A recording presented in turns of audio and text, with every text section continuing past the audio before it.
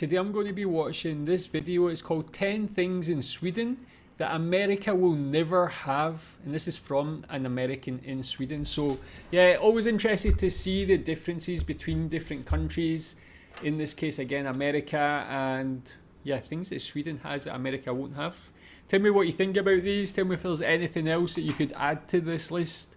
Let's enjoy. Hi, my name is Lex, and in this video I'm going to talk about 10 things that you can do in Sweden that you just can't do or does not exist in the United States. Now, my name is Lex. For those who don't know, I just moved to Sweden about less than 2 years ago from the United States, and I think it's way better.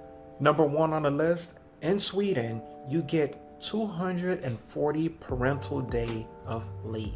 Not only that, my wife also gets 240 days. That's 240 as well. each. Here's the best part and the one that messes me up the most. If you had at least a job for more than or at least minimum of 1 year, you get 80% of your salary So good. of paid sick leave to be with your kid. In the United States, that would never happen. You would have to find like a parent or a close friend or family to take care of your kids. And even if you take the day off or a week off to be with your kid because they're sick, you might not have a job. Number two. Yeah, I think that's absolutely amazing. I have 2 young children. I live in Malaysia. My wife got about 3 months maternity leave in total. I got a couple of days. It's insane.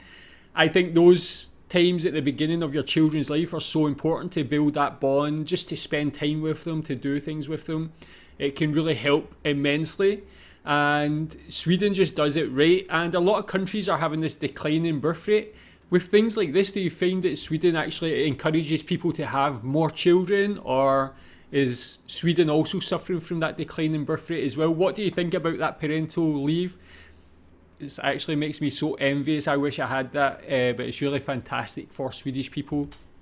Here in Sweden, if any meat that you buy from the store goes bad, they have something called fast varu guarantee, which ensures that if the meat goes bad from the store that you bought it, you can bring it back to the store and they'll give you double of your money back for the meat that you bought. And that is amazing. Only if it expires. As opposed Tell to me if the you've ever United did that States, before. you don't get any money back whatsoever. You lost your money. Number three, That's a if brilliant you thing. are sick and you have a doctor's appointment or you have any appointments to the doctor's office whatsoever, if you're using public transportation, you get a free ride to the clinic or to the hospital and from the clinic back. In the United States, you would have to find your way, call an Uber, call a friend or someone to take you to the hospital. And if you decide to even call the ambulance, it'll probably cost you $2,000. You might as well just rent a limousine to take you to the hospital while you're at it. Number four. That's another great thing. Like, I've learned a lot about Sweden. I never knew that, and it's such a little thing. It's not that high of a cost, but it just makes such a big difference to people who are struggling physically, if they're feeling sick, maybe financially as well. It just allows them to go and get care. In America, definitely it's the opposite of that. They try and charge for everything, overcharging the hospitals and so on. But tell me if you've ever made use of that one as well and what you think about that. Is there any other benefits like that for people who are feeling sick or anything like that? Or people are way more civil than they are from the United States. For example, if someone drops like a pair of gloves or you lost your wallet on the way, you drop something or anything that you drop gets lost, people in Sweden would literally put it or hang it back to the nearest place where you might have dropped it so you could see that you lost it. For example, my daughter lost a glove, so when we went back to go for it or to look for it, it was hanging by the gate near that same walkway where we were walking. Nice, so respectful. If you were to drop a wallet, a cell phone, or lost some keys or anything like that, most likely what people here in Sweden would do is go to the nearest police station and drop it off there so you can have the chance of finding whatever it is that was important to you that you It's lost. just being a In the good United human being. I States, love they that. don't do that. It'll either end up on Craigslist or someone's taking it. That's probably the same in the Number UK as five, well. giving birth here in Sweden is completely free at the hospitals. I know this because I have 2 of my kids that were born here in Sweden, and it didn't cost me a thing.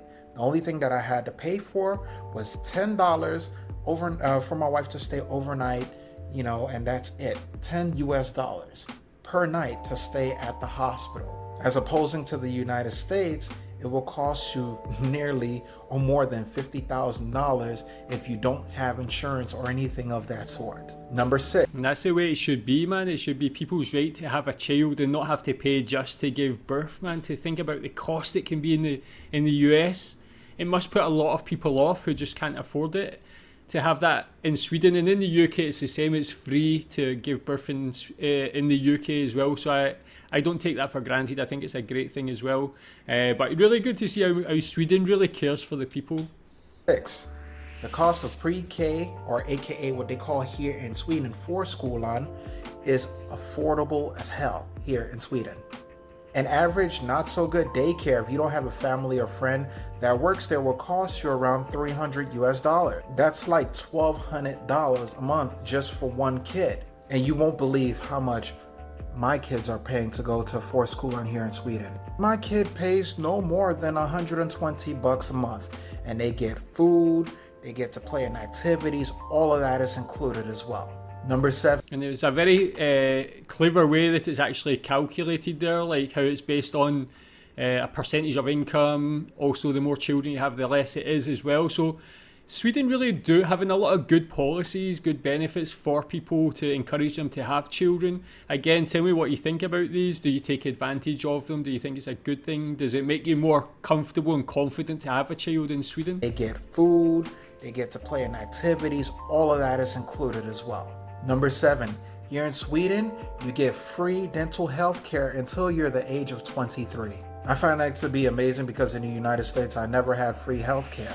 I mean, even though I had Medicaid, which was like provided by the government, my parents always had to pay a co-pay fee for me to get dental assistance. And I'm happy that even though I wasn't born and raised in Sweden, of course, my kids get to experience this opportunity to, get their teeth clean and check for cavities, plaques, and all of those stuff that could damage their teeth in the future, of course. And I'm happy about that here. And of course, this only applies to Swedish citizens or there are permanent residents of living here in Sweden, of course. So yeah, it's a little bit too late for this gap to be fixed.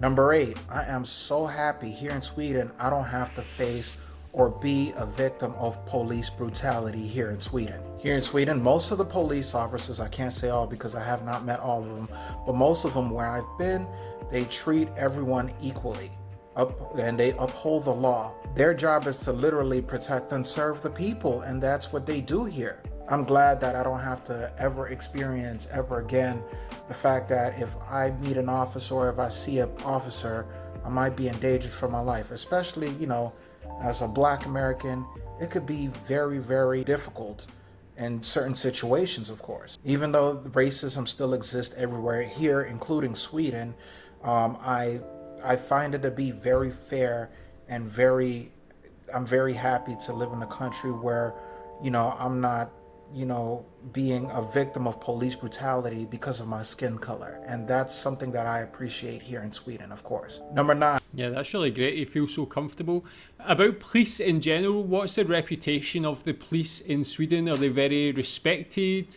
Do they get that same feeling from normal Swedish people as well? What do you think about the police in Sweden? Are they really good at their jobs? 9. Filing your taxes here is completely free. Here in Sweden, whenever you decide to file your taxes, it is completely free. The best part about filing your taxes, because everything is connected to your person number, they have the track of everything that you've done and all the transaction. So filing your taxes takes less than 2 minutes, and it gives you the exact estimate after you finish filing for your taxes of when you get your taxes, which is less than 2 months. If there's no problems whatsoever at all, you get your taxes less than 2 months as soon as possible. And that's what makes the tax system here way better than the United States, in my opinion. And last but not least, number 10, you get free education. Here in Sweden, as long as you're paying your taxes, which of course everyone has to by law, then you're entitled to get free education. Not only that, I wish I knew about the free educational system that they have here in Sweden. I would not have at least spent thousands and thousands of dollars in college. I could have just came here, to get my bachelor's degrees, and it would have been just as good as studying in the United States. In the University of Miami, the average semester, correct me if I'm wrong, starts off anywhere from $23,000 and up. With that money, I could have started a business or done something, or saved that money for my kids, of course. And I wish I would have knew that. And for those of you guys who are Swedish and you heard all of these 10 reasons or 10 things that you can't do in the United States that you can do in Sweden, don't take advantage of the system. Be proud. I hope you guys enjoyed the 10 things that. Now that was really cool, really interesting. I mean, it just shows how much America just tries to like monetize every citizen, get as much money off them as possible for all these things that like a lot of other countries give for free. And yeah, I kind of feel sorry for them, honestly. Like he said, he could have just moved to Sweden. The amount of money spent on his education could have been flights, accommodation, all that. Move to a different country, experience the culture in a different country, save a lot of money while getting a similar and possibly in some cases a better level of education as well. But 10 very interesting things. I mean, it makes Sweden sound like such an enticing country, so many good things about it. Tell me if there's any other good things in your opinion that were not mentioned on there that is worth knowing. Tell me if there's anything you think might not be as good in Sweden compared to like America, UK or any other country as well. But tell me what you think about this list. Thanks.